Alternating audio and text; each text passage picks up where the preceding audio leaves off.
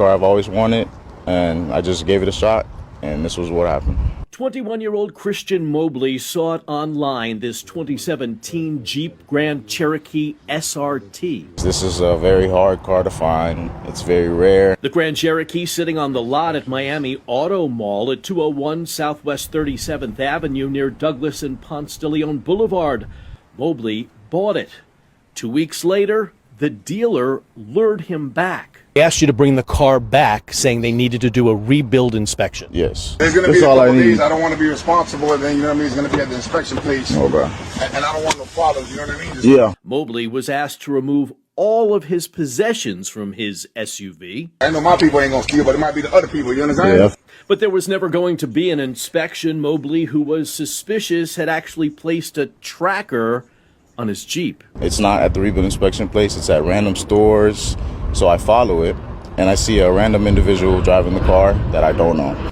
The real story, Miami Auto Mall allegedly returned Mobley's Grand Cherokee to its original owner because the dealership never paid for it.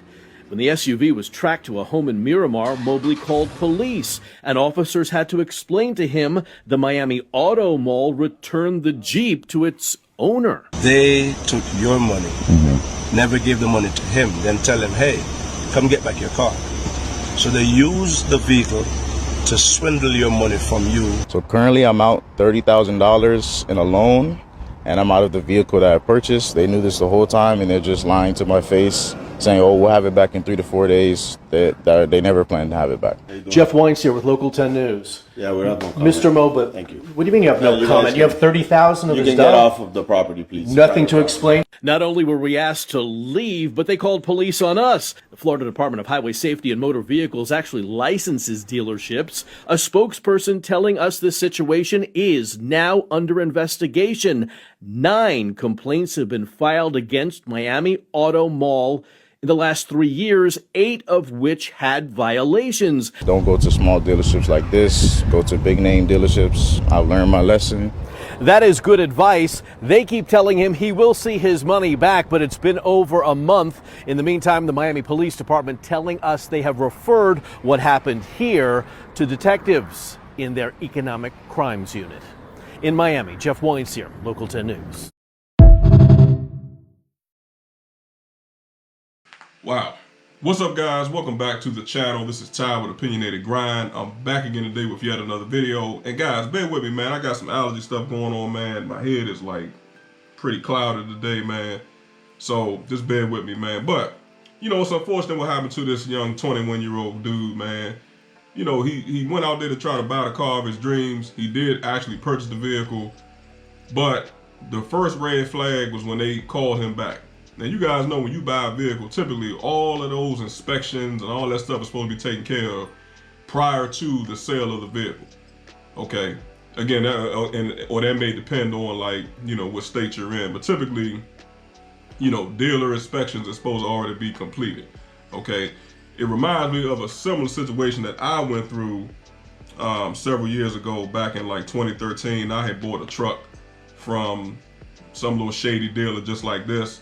Now, obviously, you know, it wasn't this type of situation, but that truck was just in bad shape. Okay, it was pretty much a lemon. You guys know what I'm talking about. Had a lot of mechanical problems. It had some rust issues. AC didn't work. You know, you name it, it was pretty much something wrong with that truck. Okay, but in this situation, man, this is terrible, man.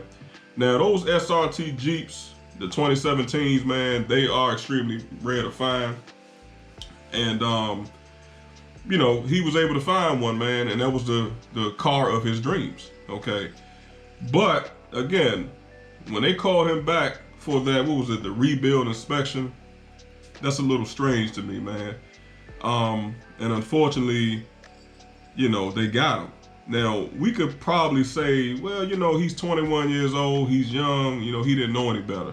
That may be true, but at the same time, guys, this could happen to anybody. You know, it could happen to me, it could happen to you if you're not really paying attention and you didn't know any better. Now, I would say luckily for this kid, he was able to, you know, or I would say he was smart enough to at least put a tracker on his car. See, that's what kind of gave it away, because as he was tracking it, he noticed that the vehicle was in several different places than where it should have been. So that's what set up red flags for him.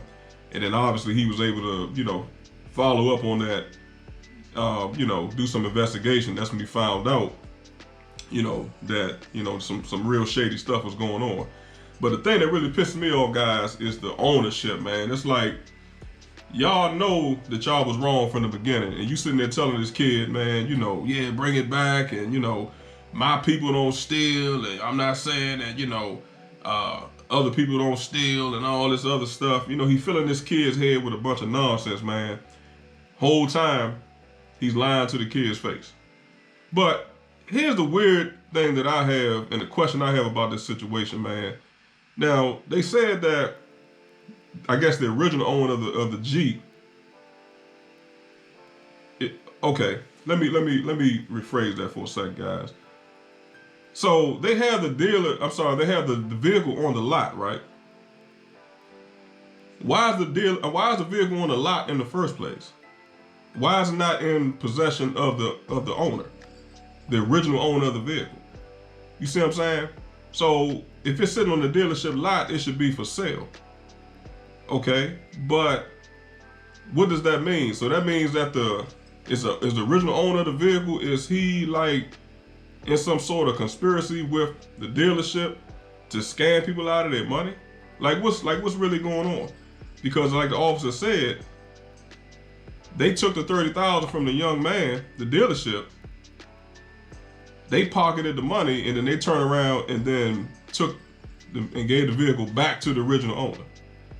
So I'm trying to understand, why is the vehicle on the dealership lot in the first place? Why is it not in the owner's driveway somewhere? You see what I'm saying, guys? So that's a little weird to me, man. I'm not sure, what type of scam they got going on here, man. But I'm gonna tell you like this: that dealership, it needs to be shut down. I think all the licenses, certifications, or whatever it takes to own that dealership needs to be pulled from the owner. The dealership needs to be shut down, and I think the owner needs to be put in jail. That's what I got to say on that. He definitely needs to be locked up, man, for what he got going on. So they say it's on the investigation, guys. So we got to kind of sit back and wait and see how this whole thing gonna play out. All right. But I actually had pulled some information, guys. I'm not going to put it on the screen. But as I was kind of reading through, just to kind of get a little bit more context about what happened. So, basically, guys, with the quick reiteration, after the 2 weeks he purchased the vehicle, as you guys know, once again, the dealer asked him to bring it back, and then he was able to record his interaction with the dealer. Of course, he had the tracker on it as well. It was at random stores. And then basically after that, he was able to, talk to the police. And as you guys heard in the video, the officer explained the situation. The Mobley said in the video, they used a vehicle to swindle you out of your money, okay, which is the $30,000. Okay, so this should be a lesson for all of us, man. Anytime you're dealing with these small dealerships, you have to be extremely careful, man, because you have a lot of sharks out here, man, and they're gonna bite you, unfortunately. And this young man, he's out $30,000, but it's under investigation. Detectives are going to be on the case. So, as I stated, guys, he will end up getting his money back. But again, it's just an unfortunate thing, and like I said, it's a lesson learned that again, you just have to be extremely careful who you're dealing with. But as I stated earlier, I think this guy needs to be put away in jail. I think a dealership needs to be shut down, and I think he should ultimately be fined as well, man, because this is just bad business practice. Bad business practices, and he's a con artist. People like this, man, they shouldn't be able to do business. It's as simple as that. All right. So y'all let me know down below in the comment section how y'all feel about it, man. Also like and share the video as well. So that's my take on it, man. Like I said, I think you guys have to be extremely careful, man. Do your research. Also, I would recommend, take somebody with you, man, that knows about vehicles as well, that can kind of, help you out in these type of situations. But again, this wasn't really like a mechanical issue. This was more of just a fraud. That's what it was. You know, and they, unfortunately, like I said, they took advantage of this young guy. All right. So I'll catch y'all in the next one, man. Appreciate y'all watching.